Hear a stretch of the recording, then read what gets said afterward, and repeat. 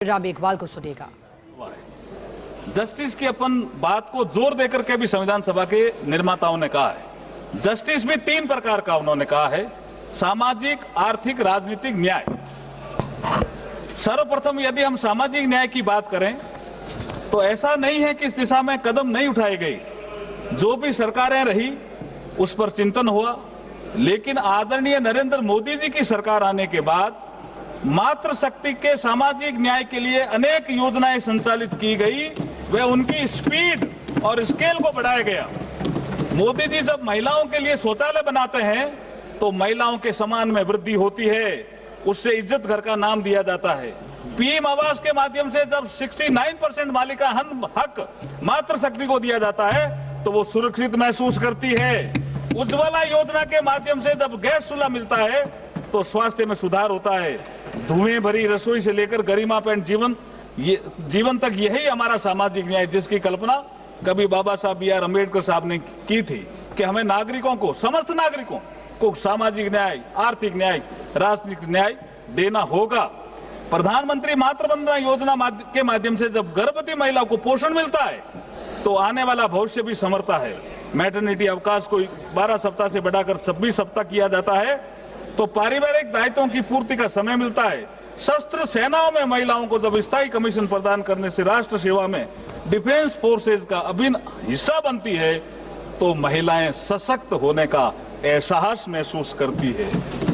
इसी प्रकार हम आर्थिक न्याय की बात करें, मैंने अभी तक सामाजिक न्याय की बात करी, अब मैं आर्थिक न्याय की बात करता हूं। अगर आर्थिक न्याय की बात करें तो योजनाएं पहले भी बनी, लेकिन जब मोदी जी आते हैं 2014 में तो इन योजनाओं के क्रियान्वयन में और परिणाम में विजिबल चेंज नजर आता है। महिलाओं के लिए जनधन खाते, प्रधानमंत्री मुद्रा योजना, सुकन्या समृद्धि योजना, लखपति दीदी, मुद्रा योजना में तो 60% से ज्यादा महिलाएं आर्थिक रूप से सशक्त और समर्थ बन रही है। तो सेल्फ हेल्प ग्रुप और स्टार्टअप के संचालन में स्वयं निर्णय प्रक्रिया में भागीदार बनकर आर्थिक योजना में सहभागिता दे रही है। अध्यक्ष महोदय, ये सब क्यों संभव हो पाया? ये ऐसे ही नहीं हुआ। ये उस दृढ़ इच्छा शक्ति और पवित्र भावना का परिणाम है जो आदरणीय नरेंद्र मोदी जी मातृशक्ति के लिए रखते हैं। इसलिए हम कहते हैं कि हमारे पास नियत भी है, नीति भी हो और मोदी जी जैसे सशक्त नेता भी हैं। अध्यक्ष महोदय, यदि हम राजनीतिक न्याय की बात करें, अभी मैंने सामाजिक न्याय की बात करी, आर्थिक न्याय की बात करी और राजनीतिक न्याय की बात, ये संविधान का जो हमारा प्रीएम्बल है उसी में उल्लेखित है। अध्यक्ष जी, पहला शब्द ही न्याय है। तो हम राजनीतिक न्याय की बात करें तो सर्वप्रथम हमारे संविधान निर्माता बाबा साहब भीमराव अम्बेडकर जी ने महिलाओं को राइट टू वोट का अधिकार दिया। ये राजनीतिक न्याय है सर, जिसे उन्होंने यूनिवर्सल एडल्ट फ्रेंचाइज कहा। महिलाओं को राजनीतिक रूप से सक्रिय भागीदारी की ओर बड़ा कदम बढ़ाया। यूनिवर्सल एडल्ट फ्रेंचाइज को लेकर ऑल इंडिया वुमेन्स कॉन्फ्रेंस जो 1927 में, ये 100 साल का संघर्ष है सर, 1927 में पुणे में आयोजित हुई थी। 1931 तक सभी को वैक्स मताधिकार की मांग की गई थी, जिसे बाबा साहब भीमराव अम्बेडकर जी द्वारा भारत के संविधान में साकार रूप दिया गया। राइट टू वोट महिलाओं को। बाबा साहब का कहना था, I quote, I measure the progress of a community by the degree of A progress which women have achieved. अर्थात मैं किसी समाज की प्रगति को महिलाओं की प्रगति से मापता हूं।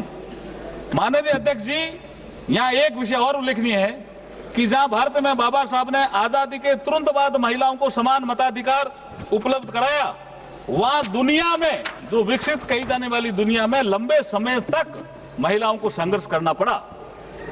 मैं इंग्लैंड का उदाहरण देता हूं, यूके का उदाहरण देता हूं अध्यक्ष जी, यूएस का। यूएस 1776 में आजाद हुआ, लेकिन महिलाओं को मताधिकार मिलने में कितने साल लगे? 144 वर्ष।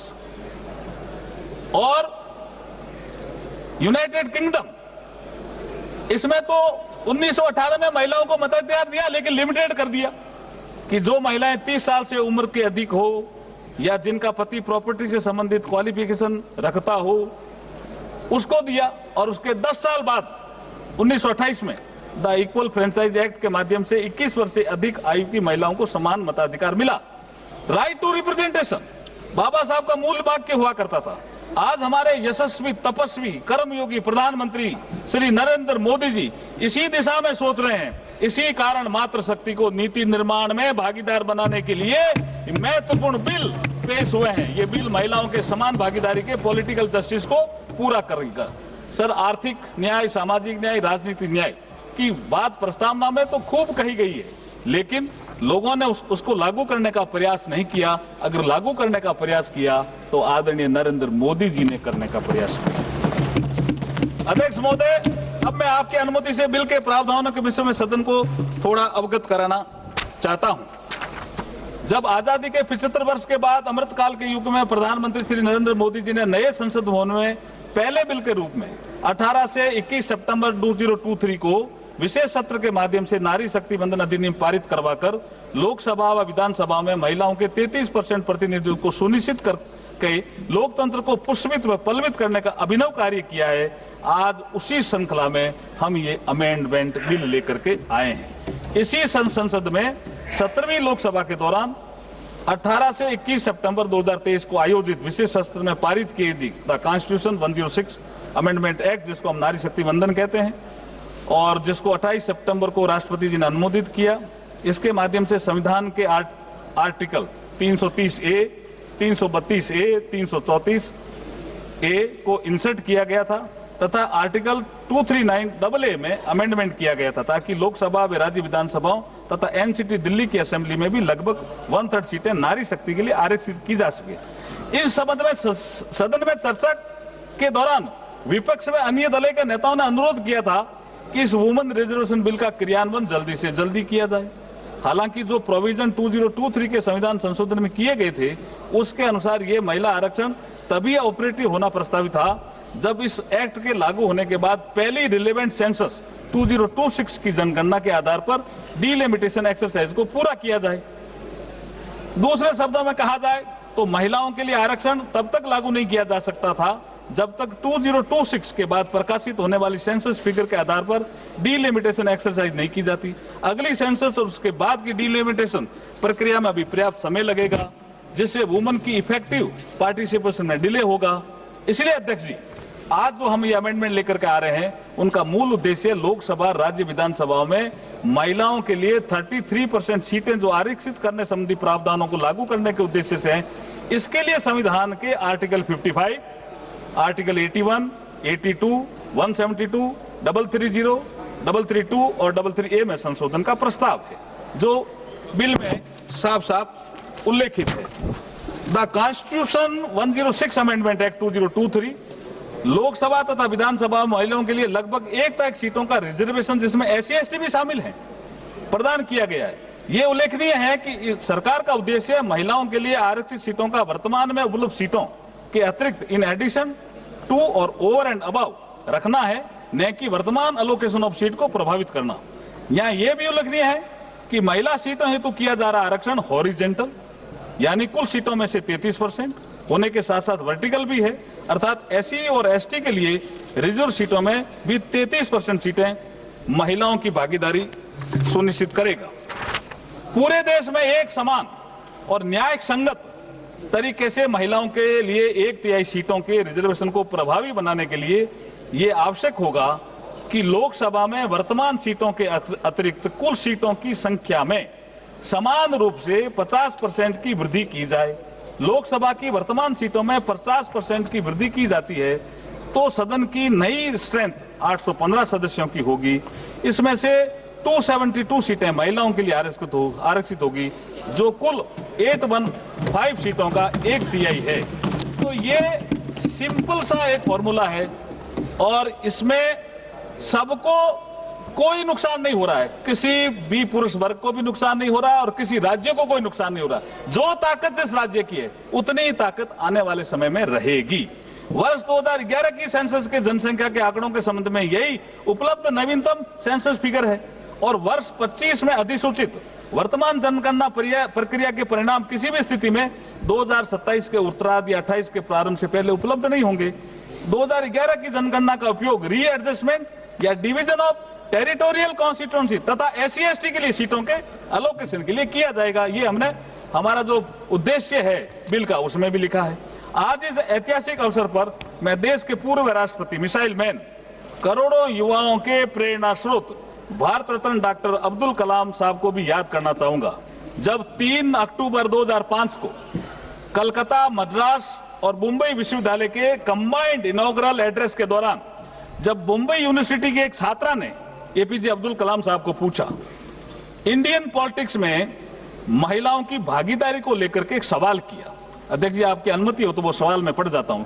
एक महिला ने, लड़की ने पूछा, what is the future of woman in Indian politics when all the political parties are opposing the women's bill. ये सवाल पूछा। APJ अब्दुल कलाम साहब ने क्या जवाब दिया? Definitely the reservation of 33% short will come. It is only a matter of time. Success generally does not come without encountering problem. This is what women have to do collectively for getting the bill passed. ये समय आज आ गया है। APJ Abdul Kalam साहब ने उस समय कहा, समय आएगा, आ गया, और ये समय आ गया है। नरेंद्र मोदी जी के नेतृत्व में ये सदन इसको पास कर रहे हैं। इसी श्रृंखला में वो ये भी कहते हैं, sir, if women get into the assembly, they would bring some order. We can also hope to see development politics instead of political politics if more women enter the seat. ये APJ अब्दुल कलाम साहब का भी सपना था जो आज नरेंद्र मोदी जी पूरा कर रहे हैं। विधायिका में नारी शक्ति का बढ़ता प्रतिनिधित्व हमें डेवलपमेंट में और निर्णय प्रक्रिया में भागीदार महिलाओं को बनाएंगे तो हमें इसका देश को लाभ होगा। आज मैं बड़ी विनम्रता के साथ ये कहना चाहता हूं कि प्रधानमंत्री श्री नरेंद्र मोदी जी के नेतृत्व में कलाम साहब के इस विजन को ही चरितार्थ करने का ऐतिहासिक कार्य संपन्न किया जा रहा है। अध्यक्ष महोदय, मैं इस अवसर पर भारत के प्रथम उप प्रधानमंत्री और गृह मंत्री लौह पुरुष सरदार वल्लभ भाई पटेल जी का भी स्मरण करना चाहूंगा, जिन्होंने लगभग 100 वर्ष पूर्व अहमदाबाद नगर पालिका के अध्यक्ष रहते हुए महिला आरक्षण की बात कही थी। सरदार पटेल साहब को भी मैं नमन करना चाहता हूं। अध्यक्ष महोदय, महिलाओं को लोकसभा तथा राज्य विधानसभा में आरक्षण देने संबंधी विषय बहुत लंबे समय से पेंडिंग था। 1975 में भारत में महिलाओं की स्थिति पर बनी एक समिति ने महिलाओं के घटते राजनीतिक प्रतिनिधित्व पर कमेंट किया था। 1988-2000 के नेशनल पर्सपेक्टिव प्लान में भी सभी चुने हुए निकाय में महिलाओं के लिए 30% आरक्षण की सिफारिश की थी। 13वां संशोधन भी आया, लेकिन लोकसभा और विधानसभा में ये महिलाओं का रिजर्वेशन का काम आगे नहीं बढ़ा। अध्यक्ष महोदय, यहां तक महिला आरक्षण का बिल का सवाल है। सर्वप्रथम ये बिल 12 सितंबर 1996 को श्री HD देवेगौड़ा साहब की सरकार के समय संविधान का 81वां संविधान संशोधन लोकसभा में पेश किया गया। बहस के बाद इसे गीता मुखर्जी की अध्यक्षता वाली संयुक्त संसदीय समिति को सौंप दिया गया। गीता मुखर्जी कमेटी ने 9 दिसंबर 1996 को अपनी रिपोर्ट सौंपी, परंतु 1996 में 11वीं लोकसभा के खत्म होने के साथ ही ये बिल खत्म हो गया।